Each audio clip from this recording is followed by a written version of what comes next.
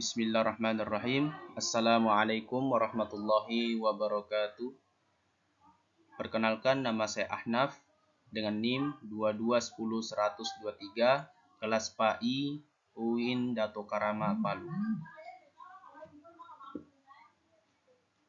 Baiklah, saya akan mempresentasikan tugas saya tentang gaya belajar pada mata kuliah pengembangan kurikulum pendidikan agama Islam.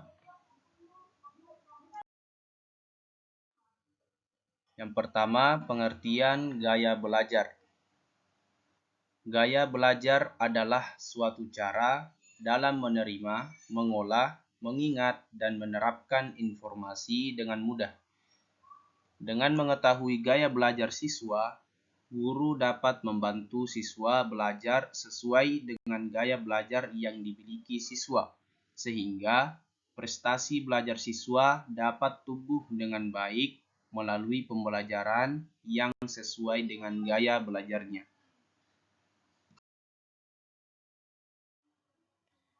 Selanjutnya, gaya belajar menurut para ahli. Yang pertama, menurut Nasution, gaya belajar adalah cara yang konsisten yang dilakukan oleh seorang murid dalam menangkap stimulus atau informasi, cara mengingat, berpikir, dan memecahkan soal pada proses pembelajaran. Kemudian yang kedua, menurut Yunsirno, gaya belajar adalah sesuatu yang penting agar proses belajar bisa menyenangkan dan hasilnya pun memuaskan. Gaya belajar merupakan kunci sukses untuk mengembangkan kinerja dalam belajar. Ini bisa diterapkan dalam teknik memperoleh pengetahuan atau informasi secara individu atau dalam dunia kerja sekalipun.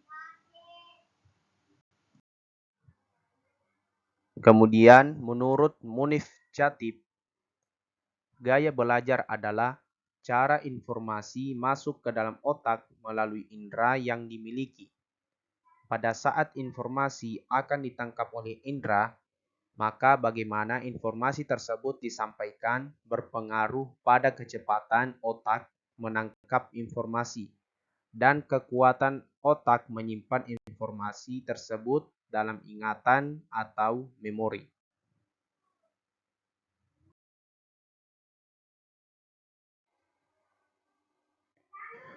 Selanjutnya, macam-macam gaya belajar.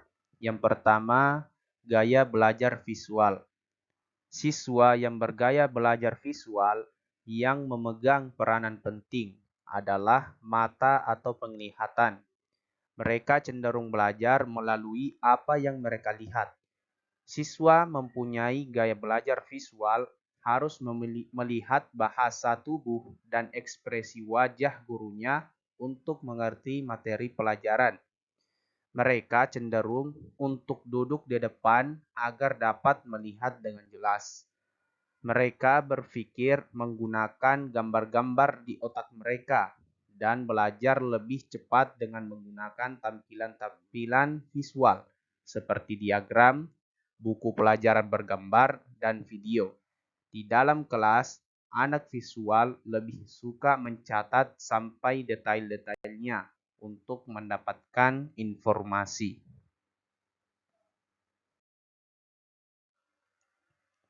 Yang kedua, gaya belajar auditorial. Siswa yang bertipe auditori mengandalkan kesuksesan belajarnya melalui telinga atau alat pendengarannya. Siswa yang mempunyai gaya belajar auditori dapat belajar lebih cepat dengan menggunakan diskusi verbal dan mendengarkan apa yang guru katakan.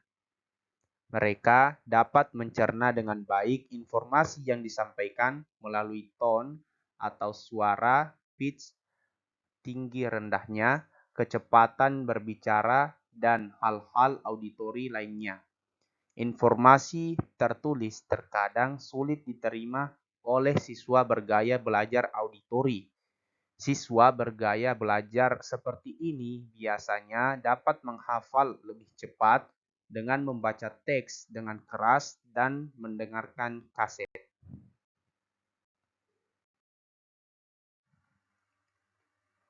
Yang ketiga, gaya belajar kinestetik.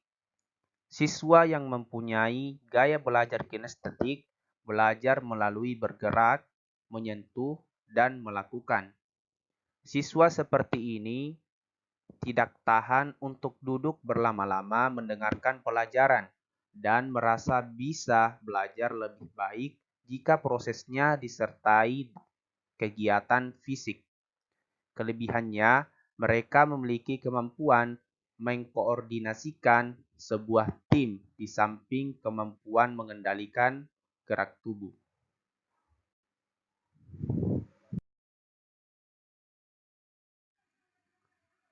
Selanjutnya, strategi untuk mempermudah proses gaya belajar. Yang pertama, gaya belajar visual.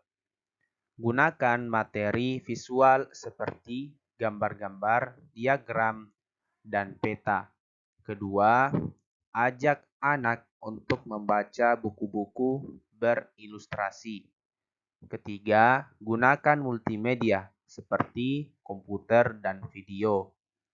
Keempat, ajak anak untuk mencoba mengilustrasikan ide-idenya ke dalam gambar.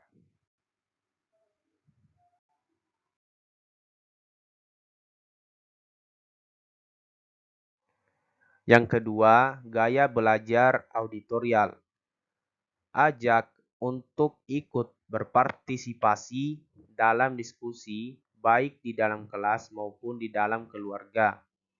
Kedua, membaca materi pelajaran dengan keras. Ketiga, gunakan musik.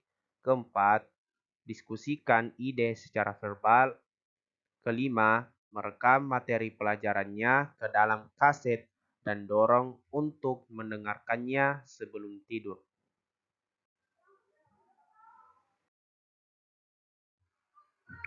Yang ketiga, gaya belajar kinestetik. Jangan paksa untuk belajar sampai berjam-jam. Kedua, ajak untuk belajar sambil mengeksplorasi lingkungannya. Ketiga, gunakan warna terang untuk menyoroti hal-hal penting dalam bacaan. Yang keempat, izinkan anak untuk belajar sambil mendengarkan musik.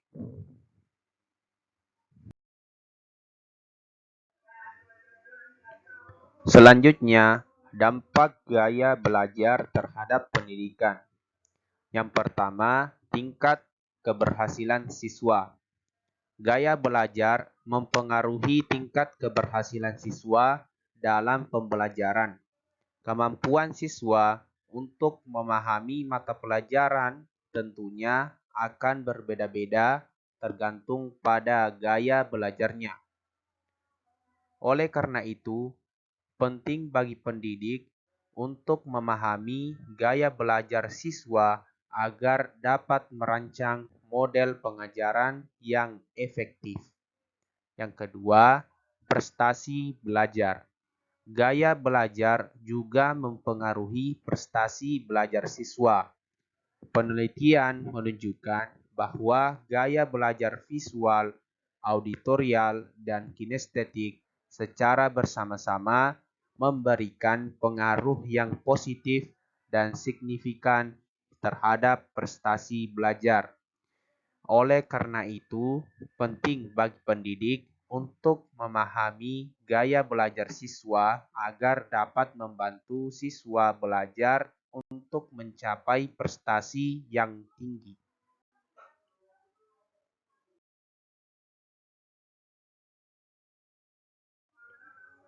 Selanjutnya, pembahasan materi kelompok pertama sampai terakhir pada mata kuliah pengembangan kurikulum pendidikan agama Islam.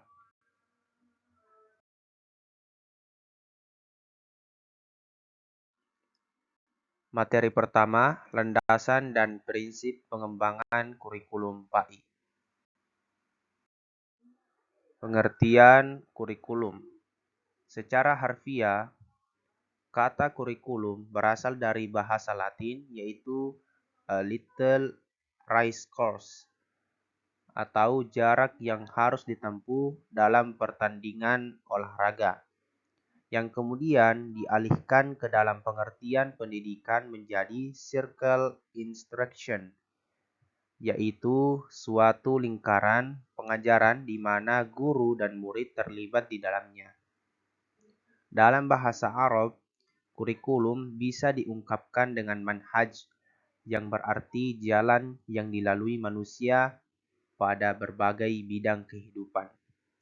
Kurikulum didefinisikan sebagai satu budaya dan ilmu pengetahuan untuk membantu guru dalam proses pengajaran dan pembelajaran kepada kumpulan murid yang tertentu. Kurikulum adalah matlamat pendidikan yang meliputi segenap aspek ilmu pengetahuan, peranan guru dalam menyampaikan ilmu pengetahuan dan membudayakan ilmu pengetahuan, dan juga bagaimana kaedah dan metodologi dalam mengukur dan menilai sesuatu kurikulum.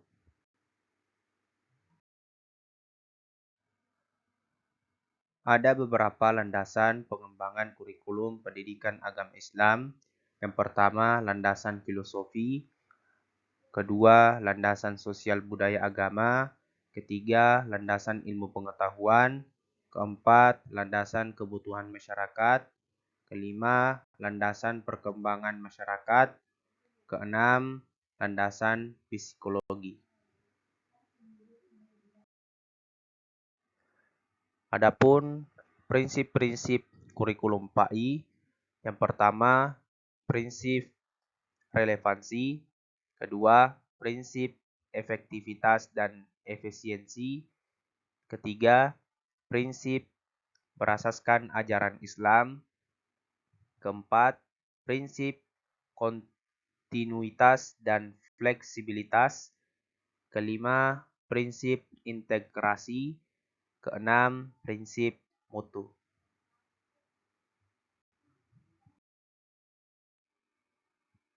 Materi kedua, komponen dan model pengembangan kurikulum.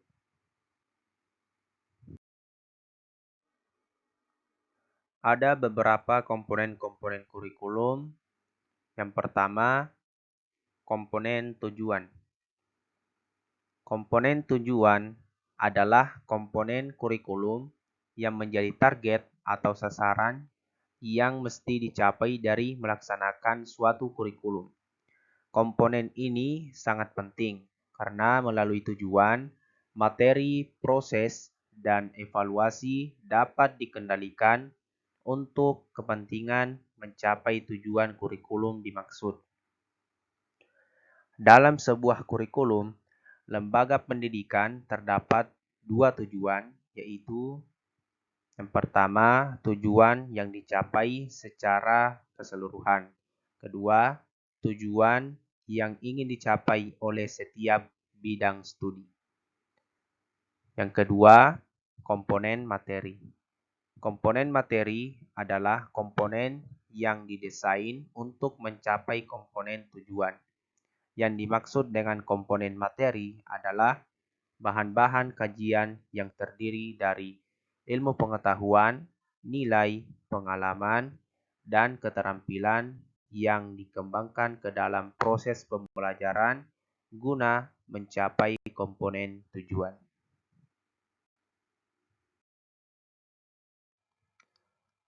Ketiga, komponen metode. Strategi dan metode merupakan komponen ketiga dalam pengembangan kurikulum. Komponen ini merupakan komponen yang memiliki peran sangat penting sebab berhubungan dengan implementasi kurikulum. Strategi merujuk pada pendekatan dan metode serta peralatan mengajar yang digunakan dalam pengajaran. Keempat, komponen evaluasi. Evaluasi merupakan salah satu komponen kurikulum untuk melihat efektivitas pencapaian tujuan.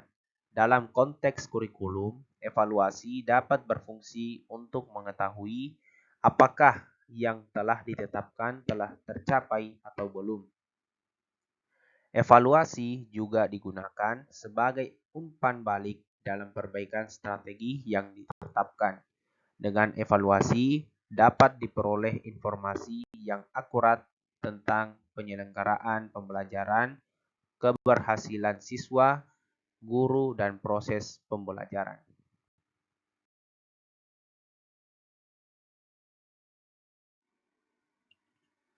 Selanjutnya, model pengembangan kurikulum.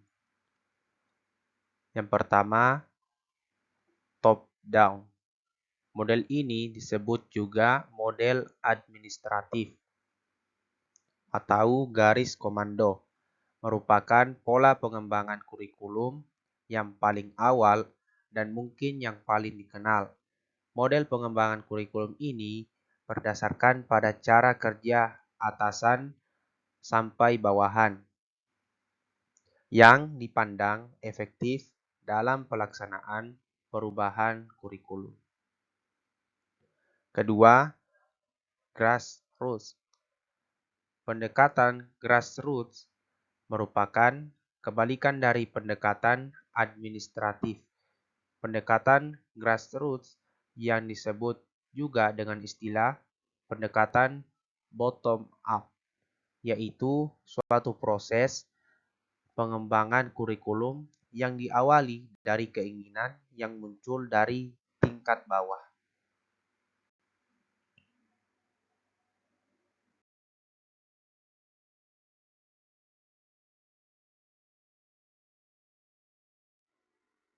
Selanjutnya, materi ketiga, peran guru dalam pengembangan kurikulum PAI.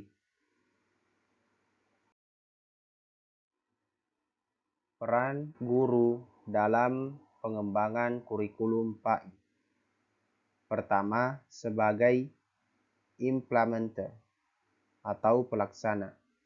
Kedua, sebagai developer atau pengembang. Ketiga, sebagai adapter atau penyelaras. Keempat, sebagai research atau peneliti. Selanjutnya, dasar dalam pengembangan kurikulum PAI. Pertama, dasar filosofis memiliki fungsi sebagai penentu tujuan umum pendidikan Islam. Kedua, dasar sosiologis berfungsi untuk memberikan dasar kesesuaian dengan kebutuhan budaya masyarakat, perkembangan ilmu pengetahuan, dan teknologi. Ketiga, dasar organisasi berperan untuk memberikan dasar dalam membentuk bagaimana bahan pelajaran itu disusun dan diatur jenjang dan jenis mata pelajaran. Keempat, dasar psikologis berperan untuk menganalisis perkembangan komunikasi antara guru dan murid.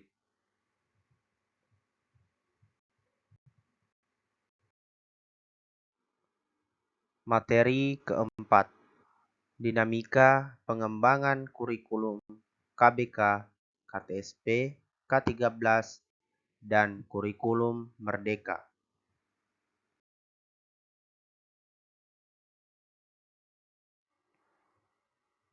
Yang pertama, dinamika pengembangan kurikulum KBK. Kurikulum berbasis kompetensi atau yang lebih sering kita kenal dengan KBK merupakan sebuah konsep kurikulum yang menekankan pada pengembangan dan penguasaan kompetensi bagi peserta didik melalui berbagai kegiatan dan pengalaman sesuai dengan standar nasional pendidikan sehingga hasilnya dapat dirasakan oleh peserta didik, orang tua, dan masyarakat, baik untuk melanjutkan pendidikan yang lebih tinggi, memasuki dunia kerja, maupun sosialisasi dengan masyarakat. KBK pada prinsipnya adalah menggeser orientasi kurikulum dari yang berbasis konten kepada orientasi kurikulum yang berbasis pada kompetensi. Kompetensi memiliki landasan yang kuat yang mana dibangun di atas domain pengajaran yaitu kognitif, afektif, dan psikomotor. Sehingga jika siswa disebut dapat menjelaskan atau dapat melakukan, maka hal itu telah mendapat dukungan dari aspek kognitif, afektif, dan psikomotor. Yang kedua, dinamika pengembangan kurikulum KTSP. Dalam Standar Nasional Pendidik, pasal 11 ayat 15, dikemukakan bahwa kurikulum tingkat satuan pendidikan adalah kurikulum operasional yang disusun dan dilaksanakan oleh masing-masing satuan pendidikan. Penyusunan KTSP dilakukan oleh satuan pendidikan dengan memperhatikan dan berdasarkan standar kompetensi dan kompetensi dasar yang dikembangkan oleh Badan Standar Nasional Pendidikan atau BNSP. KTSP disusun dan dikembangkan berdasarkan Undang-Undang Nomor 20 Tahun 2003 tentang Sistem Pendidikan Nasional pasal 36 ayat 1 dan 2, yakni pertama, pengembangan kurikulum mengacu pada standar nasional pendidikan yang mewujudkan tujuan pendidikan nasional. Kedua, kurikulum pada semua jenjang dan jenis pendidikan dikembangkan dengan prinsip diverifikasi sesuai dengan satuan pendidikan, potensi daerah, dan peserta didik. KTSP resmi diberlakukan secara nasional dengan terbitnya Peraturan Pemerintah Nomor 19 Tahun 2005 dan Pemdiknas Nomor 24 Tahun 2006. Pengembangan kurikulum KTSP berpedoman pada standar kompetensi, kompetensi dasar, standar isi, dan standar kompetensi lulusan yang digunakan sebagai acuan pembelajaran di sekolah dengan menekankan pencapaian kemampuan minimal pada setiap tingkatan kelas dan pada akhir satuan pendidikan.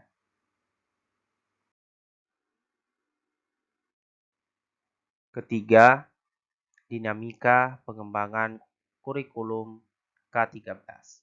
Kurikulum ini adalah kurikulum terbaru yang mulai diterapkan pada tahun ajaran baru 2013 sampai 2014.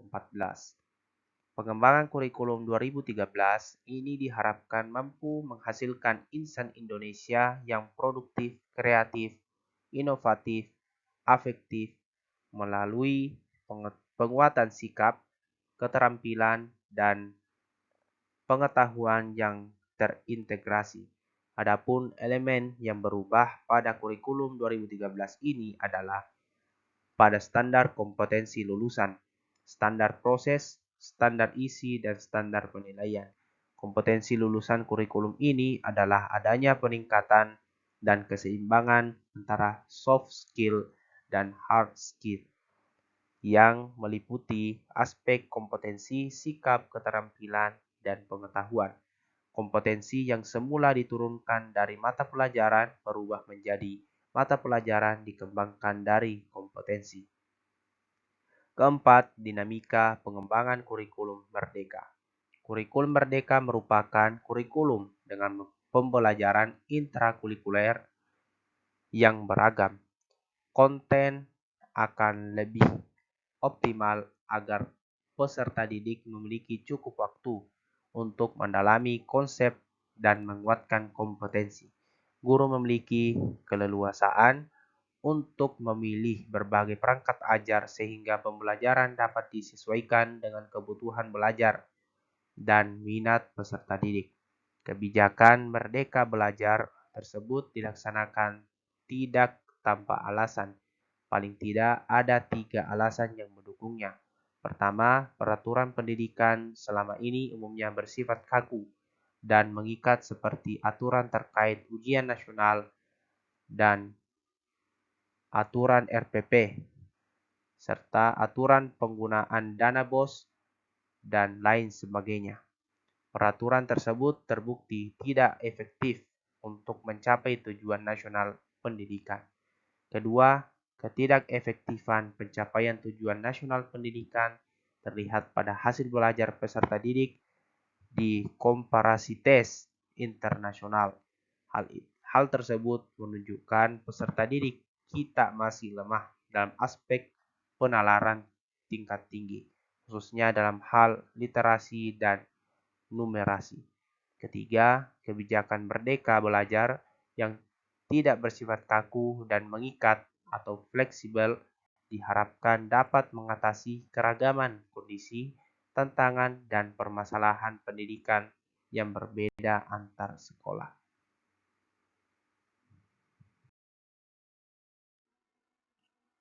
Materi kelima, evaluasi kurikulum.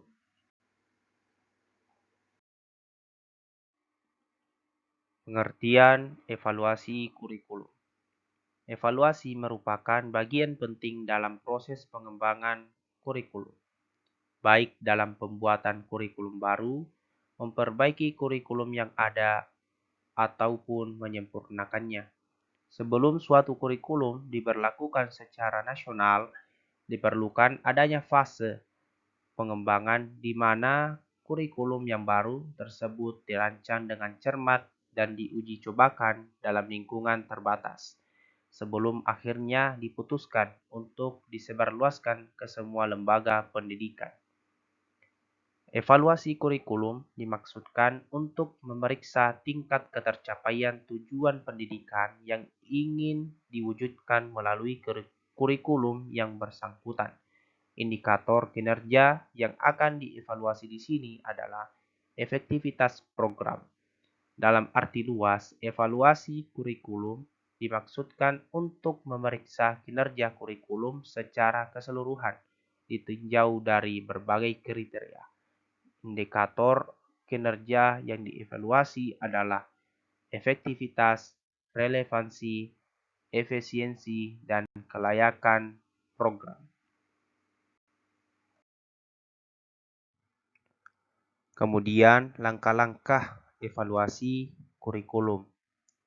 Menurut Hermana Sumantri, menjelaskan bahwa tahapan pelaksanaan evaluasi kurikulum ada 10 tahap, yakni pertama, mempelajari program. Kedua, menuliskan latar belakang atau alasan mengapa melakukan evaluasi. Ketiga, menentukan apa yang ingin diketahui dan menuliskan pertanyaan evaluasi. Keempat, menentukan informasi yang diperlukan untuk menjawab pertanyaan evaluasi. Kelima, merancang evaluasi. Keenam, mengumpulkan informasi atau data. Ketujuh, menganalisis informasi atau data. Kedelapan, merumuskan kesimpulan. Kesembilan, menginformasikan hasil. Dan kesepuluh, memanfaatkan hasil untuk membuat keputusan, mengubah atau melanjutkan program.